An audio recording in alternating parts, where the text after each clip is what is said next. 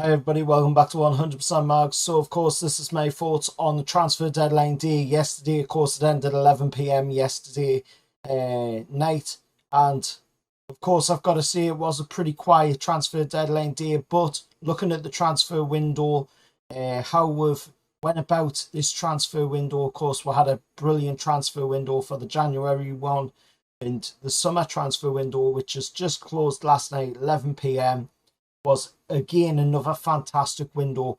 We've brought in some pretty good talent.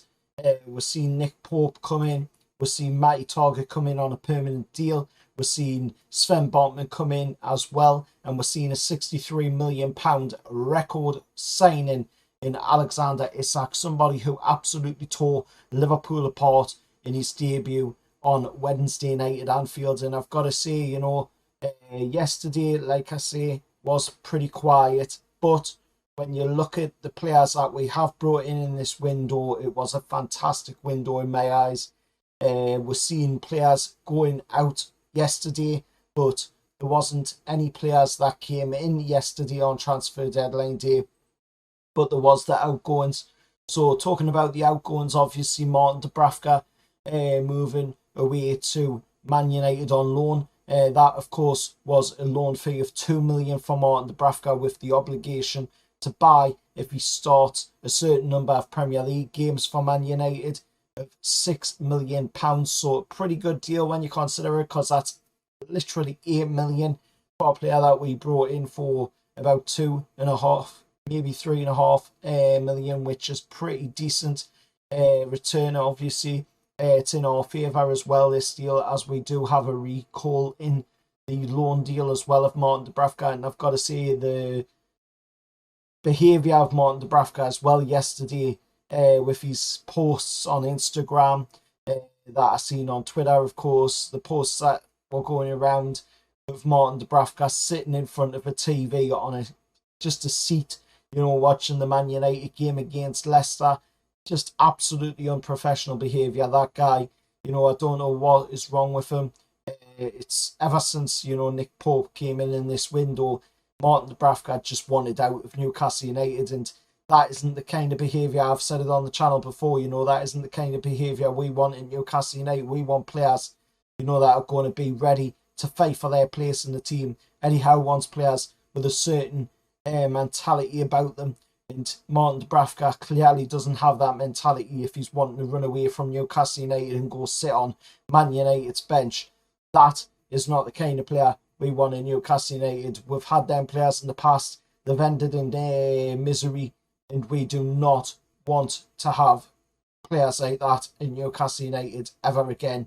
If you're going to be in Newcastle United, you're going to have to play for the name on the front of the shirt, not the name on the back of the shirt. And that is the mentality that Eddie Howe wants in Newcastle. He wants players that are ready to play for the club, not for themselves, and also not using the club as a stepping stone. And clearly Martin Dubravka has used Newcastle as a stepping stone. Now, what I would say is, I do respect him for what he's done at the club in the time that he was here, 3.5 years that he was here. I respect him for that. I respect him for what he did whilst he was here, but he's absolutely tarnished it, with the way his behaviour is here. He needs to remember as well that this is only a loan deal. We do have the option to recall him as well. So it's going to look pretty bad, if we decide to recall him after them comments that he made, obviously the comments he made, I will put up on screen. He says, "I'd like to sincerely thank everyone at Newcastle United, and especially the fans, for many great experiences over the past 4.5 years. I enjoyed every minute of my time there and made amazing memories to look back on." But then, of course, he did make comments as well about joining Man United, and, he went and basically called them United. There's only one United Dubravka, mate, and it's not Manchester United, it's Newcastle United. So you need to, remember who gives you a chance in the Premier League there. Absolutely unprofessional behaviour, I've got to say, by Martin Dubravka on that one. So, he's going to end up with egg on his face when he does get recalled, if he does get recalled back. or if the deal, doesn't become a permanent, then he is going to seriously be left with egg on his face, and it serves him right for the way his behaviour has been. Just because Nick Pope comes in doesn't mean you need to run off and go sit on the bench of Man United. You could have fought for your place, like Jamal Lascelles is doing, like a number of other players are doing at the club as well. John Joe Shelby's fighting for his place in the team, when he was fit, and clearly you didn't want to. So moving on from that one, of course, we want to talk about the departure as well of Matty Longstaff. Matty Longstaff, of course, going on loan. What looked like he was going on loan to Barnsley. Then, of course, he is now being loaned to Colchester United until January. And, of course, we're seeing the departure as well of Fed Fernandez, who also set off on a loan move to Elche in La Liga. Is that the end of Fed Fernandez in Newcastle United? I think it might be. Is it the end of Matty Longstaff at Newcastle United? It could possibly be, in my opinion, because he is being once again loaned out to a League Two side. He's got to be able to prove himself. He's got to have a season like, Elliot Anderson had down in League Two for Bristol Rovers. Matty Longstaff's got to show that he's got what it takes to play for Newcastle United if he's wanting to stay here. But at this moment in time, it doesn't look like he's got that ability that he showed, when he got his debut against Man United.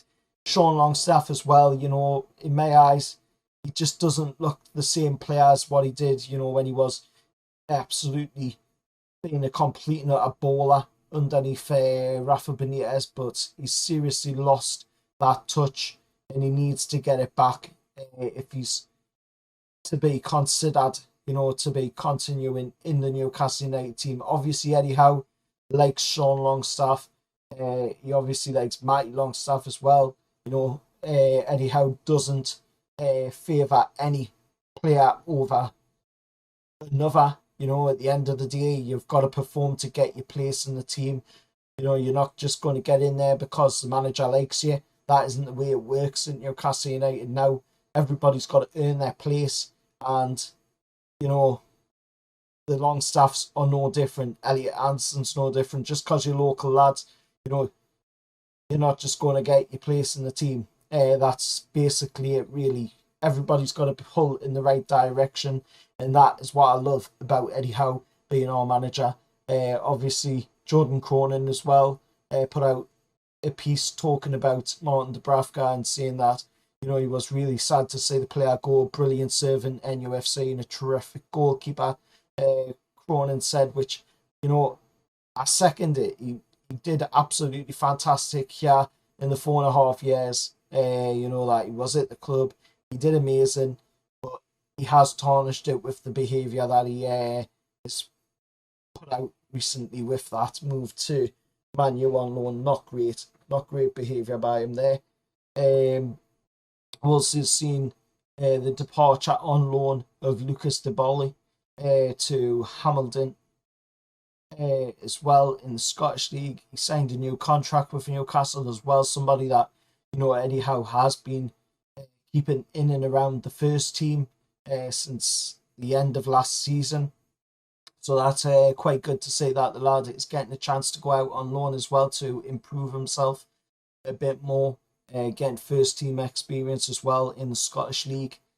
So we'll see how that goes. We have seen other players go to the Scottish League before, like Matty Longstaff, who didn't really get a chance to play with Aberdeen when he went to the Scottish League. So hopefully Lucas Diboli gets a chance to perform and a chance to prove, that he's worthy of a place in the first team. Also, we're seeing the departure as well of Kel Watts on loan yesterday, going to Peterborough United. So hopefully Kel Watts is another one, who can perform well out on loan and prove that he is worthy of a place in the Newcastle team. I mean, he did really well when he was out on loan last time out to Plymouth Argyle. So hopefully this time. You know, he will be able to have a pretty good loan spell out to Peterborough United and then come back, you know, being a rejuvenated player, an improved player, and hopefully gets his chance, you know, to be able to be in and around that first team going on for future seasons. Also, we've seen as well pictures again from Bruno, more pictures, of course, of him watching the match against Wolves. Also, he put up pictures of him in his gym as well, on the bike, on the exercise bike, and also pictures of him as well with his boots on, saying, of course, first steps. So I'm guessing it's not that long now until we see Bruno come back into the fold, back into the starting 11, and that is what we want to see as well. I mean, could you imagine what the partnership of Bruno and Alexander Isak is going to look like? That is going to be fantastic. That lad, Isak, is absolutely amazing. We've got a world-class player on our hands there. £63 million is a drop in the ocean for somebody as skillful as this. I mean, look at the way he took apart Liverpool on Wednesday night.